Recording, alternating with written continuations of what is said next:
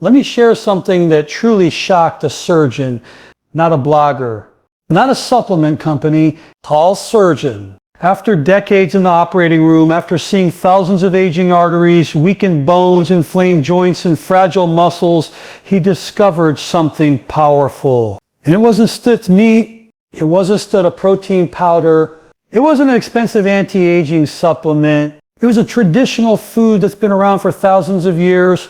And after age 70, it can outperform meat by up to 3,000 times in one critical area of health. I'm talking about fermented foods, especially natto. After the age of 70, the conversation about health must change. For decades, you've heard the same message: eat more protein, build muscle, stay strong, and yes, muscle matters. Sarcopenia, the natural loss of muscle mass with age, is real. But here's what most people don't realize. Muscle weakness is rarely what causes the life-threatening event. It's what's happening inside your blood vessels. You can have decent muscle tone, you can walk every day, you can even eat steak regularly, but if your arteries are stiff, inflamed, and narrowed, the delivery system that feeds every organ in your body begins to fail, and that's where the real danger lies after 70. Think about it this way. Your muscles are like engines, but your blood vessels, they're the fuel lines. If the fuel lines are clogged, restricted, or damaged, it doesn't matter how powerful the engine is, it won't perform. After 70, preserving circulation becomes more important than simply building tissue. With aging, the inner lining of your blood vessels, called the endothelium, starts to lose flexibility. Nitric oxide production declines. That's the compound that helps vessels relax and widen. When vessels don't relax properly, blood pressure rises. When pressure rises, the arterial walls thicken. When walls thicken, plaque finds it easier to stick. And once plaque builds, oxygen delivery decreases. This isn't dramatic at first. It's silent. You won't feel your arteries stiffening. You won't feel inflammation slowly building inside the vascular walls. But over time, reduced circulation affects everything: your heart, your brain, your kidneys, even your ability to heal from minor injuries. After 70, heart attacks and strokes increase significantly, not because people suddenly stopped eating protein, but because vascular aging accelerates. Blood becomes more prone to clotting. Fibrin levels can increase. Inflammation rises. Oxidative stress accumulates. The pipes harden. Now here's something important. Muscle tissue can tolerate some decline in circulation for a while, but your brain and heart cannot. They depend on constant, uninterrupted blood flow. A small clot in a narrowed artery can change a life in seconds. Many people focus heavily on protein intake at this age, and yes, adequate protein is essential to maintain lean mass, but the body doesn't just need building blocks, it needs delivery. You can consume all the amino acids you want, but if circulation is compromised, nutrients and oxygen simply won't reach the cells efficiently. This is why circulation becomes the foundation of longevity after 70. Healthy blood vessels do several critical things. They regulate blood pressure. They prevent abnormal clot formation. They control inflammatory signaling. They adapt to physical movement and stress. When they lose elasticity, every one of those systems becomes strained. And here's the reality: arterial stiffness is strongly associated with cognitive decline. Reduced cerebral blood flow contributes to memory issues and slower processing speed. Many people think memory loss is just getting older. In many cases, it's vascular. The kidneys also suffer. They require high volume filtration. Reduced vascular flexibility impairs their ability to regulate fluid and electrolytes efficiently. That can affect blood pressure even more, creating a vicious cycle. Let's talk about inflammation for a moment. Chronic low-grade inflammation, often called inflammaging, increases after 70. This inflammation damages arterial walls. When the inner lining becomes irritated, the body attempts to repair it. But over time, those repair processes contribute to plaque formation. So what becomes more important at this stage of life? Supporting endothelial health, improving blood flow, reducing excessive clotting tendencies, maintaining arterial flexibility. Muscle strength helps you move, but circulation keeps you alive. When blood flows smoothly, oxygen reaches your cells, nutrients are delivered efficiently, waste products are removed, hormones circulate properly, even immune cells travel through the bloodstream to protect you from infection. The real secret after 70 is not just preserving strength, it's preserving flow. Flow to the brain supports clarity and memory. Flow to the heart supports rhythm and endurance. Flow to the muscles supports mobility. Flow to the skin supports healing. Everything depends on it. Here's another important concept. As arteries stiffen, systolic blood pressure often rises while diastolic pressure may drop. This widens pulse pressure, a marker associated with increased cardiovascular risk. It's a sign that vessels are losing their natural elasticity. Elastic arteries act like shock absorbers. When the heart pumps, they expand slightly, buffering pressure. When they stiffen, the heart must work harder. Over time, that strain can enlarge the heart muscle and reduce efficiency. So even if someone maintains decent muscle mass, stiff arteries increase the workload on the heart every single day. This is why strategies that support vascular health become crucial. Movement, hydration, anti-inflammatory nutrition, and certain traditional foods all play roles. The focus shifts from how much protein am I eating to how healthy are my blood vessels. Let me be clear, muscle and circulation are partners. You want both. But after 70, circulation is the priority because it determines whether everything else can function properly. Imagine building a beautiful house but neglecting the plumbing. Eventually the structure suffers. Through strong legs, one sit, prevent a stroke. Firm arms, one sit, prevent a clot. Good posture, one sit, prevent arterial narrowing. But healthy circulation lowers those risks dramatically. The body is a system, and the vascular network is the central highway. When traffic flows freely, organs thrive. When traffic jams form, damage accumulates. After 70, success is not measured by how much weight you can lift. It's measured by how well oxygen and nutrients move through your body. That's why the focus must expand beyond protein and muscle building. It must include protecting the very vessels that sustain life, preserve the flow, protect the arteries, reduce inflammation, support endothelial function. Because in the end, longevity is not just about strength, it's about circulation. There's a reason this discovery shocked a surgeon. Not because it was new, but because it was overlooked. Inside a simple traditional food, natto, exists a powerful enzyme called Nattokinase, and this enzyme doesn't just support health in a vague way. It has a very specific action in the body that becomes critically important after the age of 70. To understand why, we need to talk about fibrin. Fibrin is a protein involved in blood clotting. When you cut yourself, fibrin forms a mesh that helps stop bleeding. That's normal. That's protective. But as we age, fibrin activity can become excessive. The blood can become slightly thicker. Clotting factors may increase. The balance between clot formation and clot breakdown can shift. After 70, the body is more prone to forming clots inside blood vessels, especially if there is inflammation or plaque present. And here's the problem. Small clots can attach to arterial walls and restrict blood flow. In more severe cases, a clot can fully block an artery, leading to a heart attack or stroke. This is where nattokinase becomes fascinating. Nattokinase is an enzyme produced during the fermentation of soybeans into natto. It has been studied for its fibrinolytic activity, meaning it helps break down fibrin.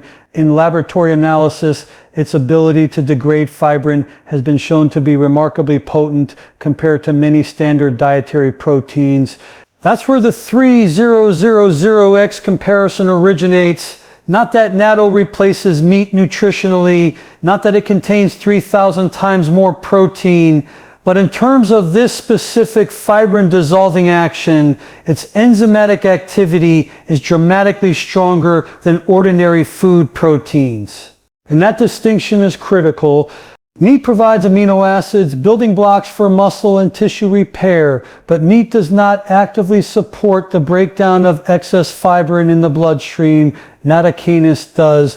After 70, the body's natural fibrinolytic system, the system responsible for breaking down clots, may not function as efficiently as it once did. Levels of plasmin, the body's primary clot-dissolving enzyme, can decline. Inflammatory markers can increase. The vascular environment changes.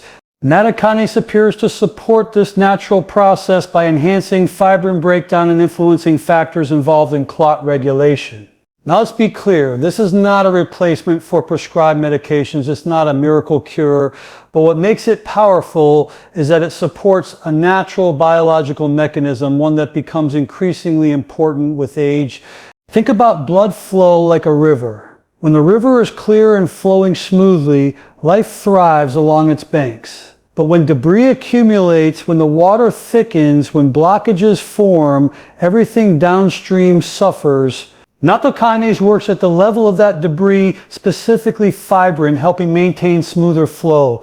Studies have also explored its potential influence on blood pressure. Some research suggests it may support healthy blood pressure levels, possibly through effects on vascular flexibility and circulation. Again, this ties back to flow. After 70, arterial stiffness becomes more common. The vessel walls lose elasticity. The heart must pump harder to move blood forward. If on top of that, the blood is slightly more prone to clotting, the stress on the system multiplies. Here's something interesting. Traditional Japanese populations that regularly consume natto have historically shown lower rates of certain cardiovascular conditions compared to regions where it's not consumed. While many factors contribute to this, including overall diet and lifestyle, natto's unique compounds are believed to play a role. Beyond nattokinase, natto also contains vitamin K2, specifically in the form of MK7. Vitamin K2 helps regulate calcium distribution in the body. It supports moving calcium into bones and away from soft tissues, including arteries. After 70, calcium misplacement can contribute to arterial calcification, making vessels stiffer and less responsive. So natto offers a dual advantage, supporting healthy clot balance and contributing to proper calcium regulation. This is what surprised the surgeon. In the operating room, surgeons often deal with the consequences of vascular damage, blocked arteries, calcified vessels, unstable plaques, but they are not typically trained to focus on fermentation, enzymes, or traditional dietary patterns. Yet here was a food that had been consumed for centuries, naturally containing compounds that support the very systems surgeons fight to repair. Let's go deeper. Blood clot formation is a complex cascade involving platelets, clotting factors, fibrinogen, and fibrin. The body is constantly balancing clot formation and clot breakdown. Too little clotting and you bleed excessively. Too much clotting and you risk thrombosis. Aging shifts that balance slightly toward clot formation. Nattokinase has been shown in research settings to influence fibrinolytic pathways, potentially enhancing the breakdown of fibrin. Some studies have observed reductions in certain clotting markers following supplementation. Again, this does not mean someone should stop prescribed anticoagulants, but it highlights how a natural enzyme may complement the body's own regulatory systems. The key idea is this: after 70, maintaining smooth blood flow becomes as important as maintaining muscle mass. Muscle strength helps you stand, circulation keeps you alive, and what makes nattokinase unique is its specificity.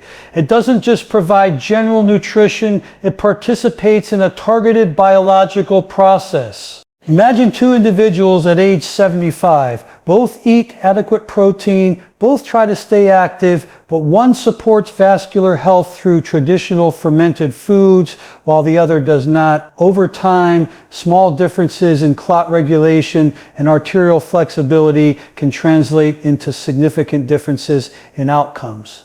Small clots that would have dissolved efficiently may linger longer. Plaque instability may increase. Recovery after minor vascular events may be slower. Prevention at the microscopic level leads to protection at the macroscopic level. That's just why this enzyme matters. And here's the most powerful part: natto is not a laboratory invention. It's a traditional food. It's the result of fermentation, a natural biological process humans have used for thousands of years. Fermentation transforms ordinary soybeans into something biochemically active. It creates enzymes, vitamins, and bioactive compounds that were not present in the raw form. It's an example of how tradition and science can align. After 70, you don't just need calories, you need support for complex physiological systems that are gradually declining. You need strategies that enhance what the body already knows how to do: regulate, repair, balance. Nattokinase supports the body's clot dissolving pathways. Vitamin K2 supports calcium management. The fermentation process supports gut health. This is not about replacing meat. Meat builds structure.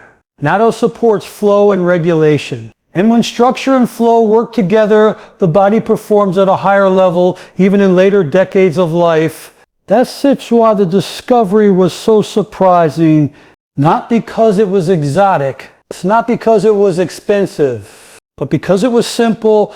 Sometimes the most powerful interventions are not found in an operating room. They're found in a traditional kitchen. There is a connection in your body that most people never think about, yet it may determine how well you age after 70.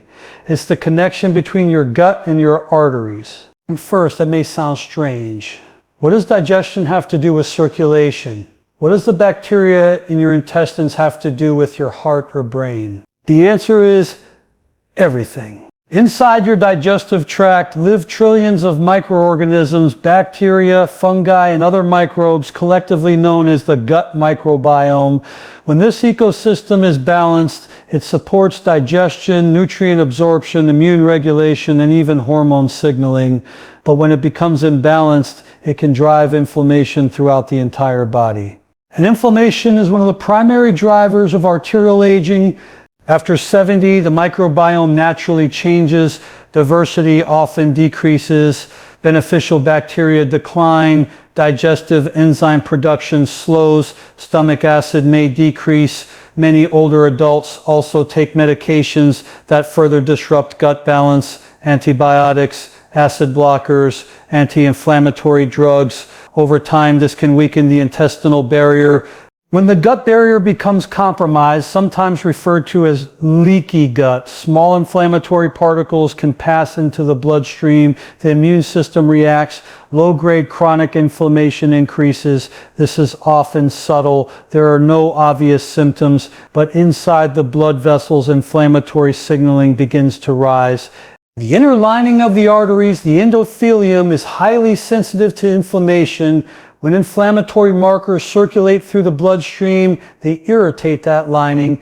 The endothelium becomes less responsive, nitric oxide production declines, blood vessels lose flexibility.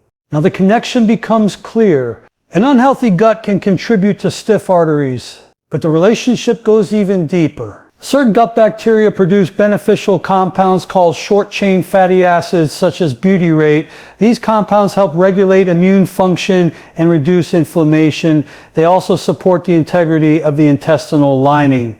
When beneficial bacteria are abundant, these protective compounds are produced consistently. When they are depleted, inflammation increases and vascular health suffers. There is also another compound that researchers have studied extensively, TMAO, or trimethylamine N-oxide. Some gut bacteria convert certain nutrients, particularly from animal products, into TMAO. Elevated TMAO levels have been associated in research with increased cardiovascular risk. Now, this doesn't mean meat is bad. It means that the composition of your gut bacteria influences how your body responds to what you eat. Two individuals can eat the same meal, but their microbial balance determines how their body processes it. This is why fermented foods become so important after 70. Fermented foods introduce beneficial bacteria into the digestive system. They help restore microbial diversity. They support the production of anti-inflammatory compounds. They reinforce the gut barrier. And when the gut barrier improves, systemic inflammation can decrease. Lower inflammation means less irritation to the arterial walls. Less irritation means better endothelial function. Better endothelial function means improved circulation. This is the gut-artery connection. Traditional fermented foods such as natto, sauerkraut, kimchi, kefir, yogurt, and miso are rich in probiotics, live beneficial microorganisms, as well as bioactive compounds created during fermentation. These compounds can influence immune signaling, metabolic health, and vascular tone. After 70, the immune system often becomes dysregulated. It may become either overactive or less responsive. Chronic low-grade inflammation, sometimes called inflammaging, becomes more common. This inflammatory environment accelerates arterial stiffness and plaque instability. By improving gut balance, fermented foods can help calm that inflammatory response. Let's just think about this practically. When the gut is imbalanced, digestion is less efficient, nutrient absorption declines. That includes nutrients essential for vascular health, magnesium, potassium, B vitamins, vitamin K2. If absorption decreases, deficiencies can quietly develop, and deficiencies can weaken vascular resilience. A balanced microbiome supports better absorption of these nutrients. There's also a neurological component. The gut communicates directly with the brain through the vagus nerve. This gut-brain axis influences stress responses, mood, and autonomic regulation. Chronic stress can increase blood pressure and vascular tension. A healthier gut can indirectly support better stress regulation. So now we see a full circle. The gut influences inflammation. Inflammation influences arteries. Arteries influence circulation. Circulation influences brain, heart, kidneys, muscles, everything. After 70, maintaining this balance becomes more critical than ever. Another key factor is fiber. Beneficial bacteria feed on fiber. When fiber intake drops, which often happens in older adults, beneficial bacteria decline. Fermented foods combined with adequate fiber create an environment where healthy microbes can thrive. Without fiber, probiotics struggle to colonize effectively. It's not about taking large amounts, it's about consistency. Small daily amounts of fermented foods can gradually shift microbial balance over weeks and months. This can influence inflammatory markers and metabolic health. There is also emerging research suggesting that certain probiotic strains may influence blood pressure regulation. While this area is still developing, the idea that gut bacteria can impact vascular tone highlights how interconnected these systems truly are. Here's what's important to understand. After 70, you are not just feeding yourself, you're feeding your microbiome. And your microbiome is influencing your arteries. When people focus only on calories or protein grams, they miss this deeper layer of physiology. Strong muscles with inflamed arteries are not a winning combination, but balanced muscles with balanced circulation create resilience. Many traditional cultures consume fermented foods daily, not occasionally. It was part of the dietary pattern. That consistent exposure to beneficial bacteria may have contributed to more stable inflammatory profiles over time. Modern diets, on the other hand, often lack fermented foods and fiber while containing processed ingredients that disrupt microbial balance. Restoring traditional fermentation is not about trends, it's about restoring microbial harmony. After 70, your body's margin for error narrows. Small imbalances can have larger consequences. That's why supporting the gut-artery connection becomes a foundational strategy for longevity. Improve the gut. Reduce inflammation, support endothelial function, enhance circulation. This is not separate systems working independently. It's one integrated network. And when that network is supported from the inside out, the arteries respond. Better flow, better flexibility, better resilience. It all begins in the gut. One of the biggest misunderstandings when people hear about traditional fermented foods is that they think it means replacing meat. That is not the message. The message is balance. The message is synergy. The message is understanding that after 70, the body no longer responds optimally to extremes. It responds best to combinations that work together. Protein remains essential. There is no question about that. After 70, muscle loss accelerates. This process, known as sarcopenia, reduces strength, stability, and metabolic efficiency. Adequate protein intake helps preserve lean muscle mass, supports immune cells, assists in tissue repair, and maintains independence. Without enough protein, frailty increases, recovery slows, falls become more dangerous. So the goal is not to eliminate meat or protein sources. The goal is to support the systems that allow protein to do its job effectively. Think of it this way. Protein provides the raw materials to build and repair tissue, but circulation delivers those materials. Digestion breaks them down. The microbiome influences how they are processed. The vascular system determines how efficiently they reach their destination. Hormones regulate how they are utilized. After 7D, these supporting systems are no longer operating at peak efficiency. That is why the winning strategy is combination. When you combine adequate protein intake with fermented foods, fiber-rich vegetables, hydration, and movement, you create synergy. Each element strengthens the others. Let's break that down. Protein supports muscle maintenance. Strong muscles improve glucose metabolism. Better glucose control reduces glycation, a process where excess sugar damages blood vessels. That protects arteries. Fermented foods support gut balance. A balanced gut reduces systemic inflammation. Lower inflammation protects the endothelial lining of blood vessels. Healthier endothelium improves blood flow. Fiber feeds beneficial bacteria. Those bacteria produce anti-inflammatory compounds, reduce inflammation, lowers vascular stress. Hydration maintains blood viscosity. Proper fluid balance allows blood to flow more smoothly through vessels. Movement stimulates nitric oxide production. Nitric oxide relaxes arteries and improves circulation. None of these elements work in isolation. They reinforce each other. After 70, the body becomes less forgiving. Eating high protein without fiber may strain digestion. Eating protein without supporting circulation may limit delivery. Ignoring gut health while increasing meat intake may alter microbial balance in ways that increase inflammatory markers. But when you combine protein with fermented foods, the story changes. Fermented foods can improve digestion of nutrients. Certain probiotics assist in breaking down food components more efficiently. This can enhance nutrient absorption, including amino acids from protein. Fermentation also produces bioactive compounds not found in unfermented foods. These compounds may influence immune regulation and metabolic signaling. That matters because after 70, immune balance becomes fragile. The key word is integration. Strong muscles with stiff arteries create imbalance. Flexible arteries with severe muscle loss also create vulnerability. You want both strength and flow. Another critical piece of this combination is calcium regulation. Protein supports bone structure, but vitamin K2 found in certain fermented foods helps direct calcium into bones and away from arteries.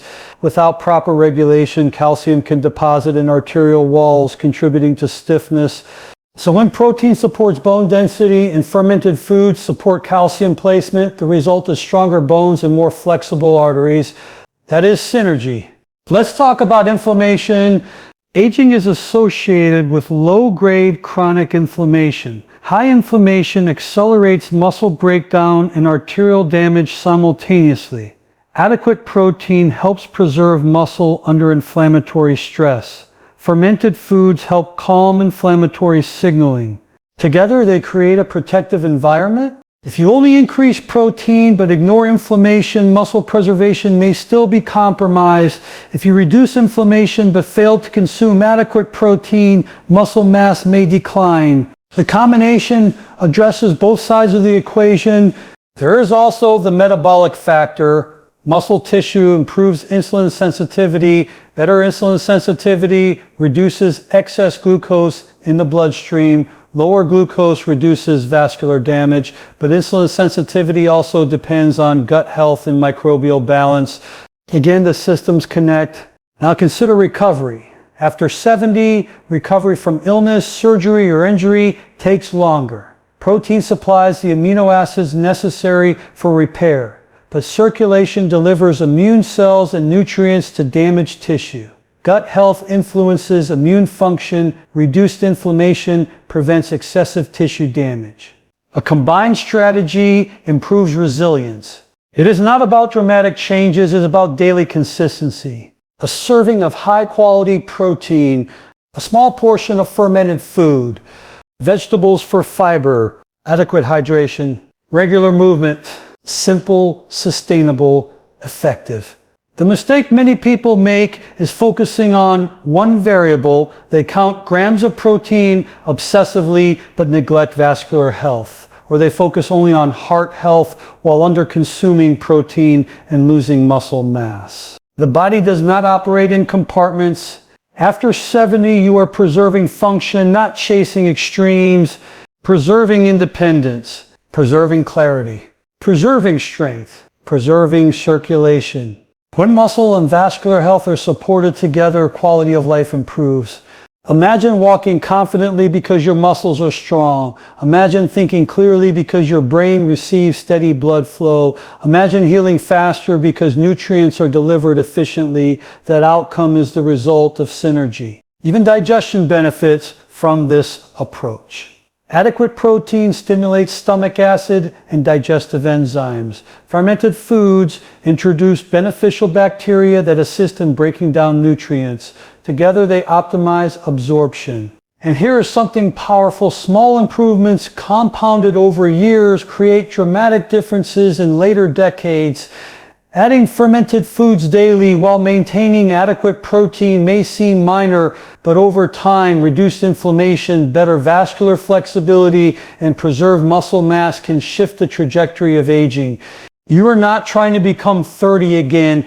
You are trying to maintain 70, 80, even 90 with vitality. The winning strategy is not elimination, it is integration. Protein builds, fermented foods regulate, fiber nourishes, water flows, movement activates. Together they form a foundation. After 70, the body thrives on balance. Not too much of one thing, not too little of another, but the right elements working together. That is the difference between simply surviving and truly maintaining vitality in later years. Strength plus circulation, nutrition plus regulation, tradition plus science. That combination is powerful,